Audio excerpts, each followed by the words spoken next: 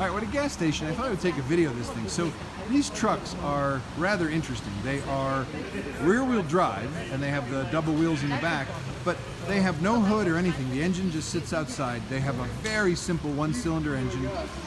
They bang and rattle, and smoke comes out of them, but they're incredibly simple. There's almost no moving parts to these damn things. They have leaf springs all around.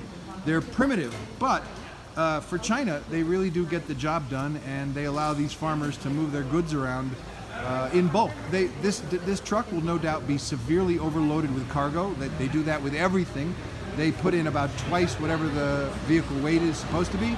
But in any case, they're pretty fascinating. If I see one later, I'll take a video of it moving.